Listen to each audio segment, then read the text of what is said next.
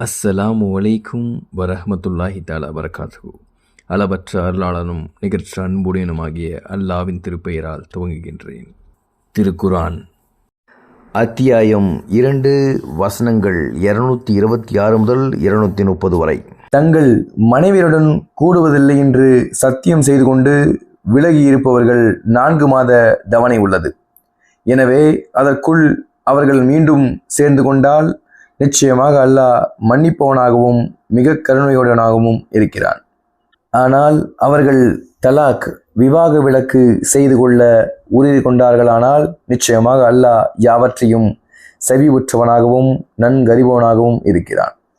தலாக் கூறப்பட்ட பெண்கள் தங்களுக்கு 3 மாதவிடாய்கள் ஆகும் வரை பொறுத்திருக்க வேண்டும்.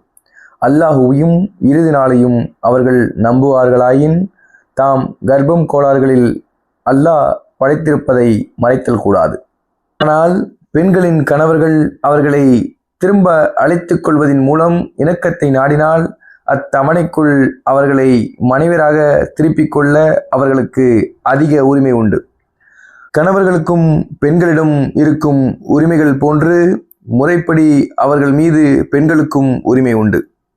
ஆயினும் ஆண்களுக்கு அவர்கள் மீது ஒருபடி உயர்வு உண்டு. மேலும் அல்லாஹ் வல்லமையும் ஞானமும் மிக்கவனாக இருக்கிறான்.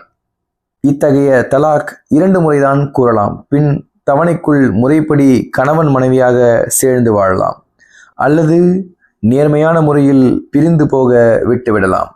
அவ்விருவரும் அல்லாஹ்வின் வரம்புகளை நிலைநிறுத்த முடியாதென்று அஞ்சும் போது தவிர நீங்கள் மனைவியருக்கு கொடுத்தவற்றிலிருந்து யாதொன்றையும் திருப்பி எடுத்து கொள்ள கூடாது.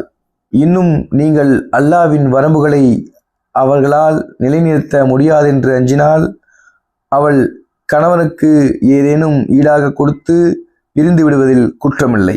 இவை அல்லாஹ் ஏற்படுத்தியுள்ள வரையறையாகும். ஆகையால் அவற்றை மீறாதீர்கள். எவர் அல்லாஹ்வின் வரையறைகளை மீறுகிறார்களோ அவர்கள் அக்கிரமக்காரர்கள் ஆவார்கள். மீட்ட முடியாதபடி, அதாவது 2 தடவை தலாக் சொன்ன பின்னரும் 3ஆம் தலாக் சொல்லிவிட்டால் கணவன் அப்பெண்ணை மறுமணம் செய்து கொள்ள முடியாது.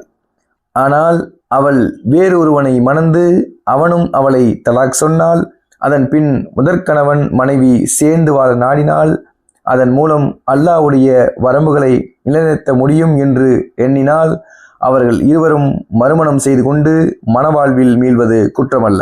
இவை அல்லாஹுவின் வரையறையாகும். இவற்றை அல்லாஹ் புரிந்து கொள்ளும்படி மக்களுக்கு தெளிவாக எடுத்து காட்டுகிறான்.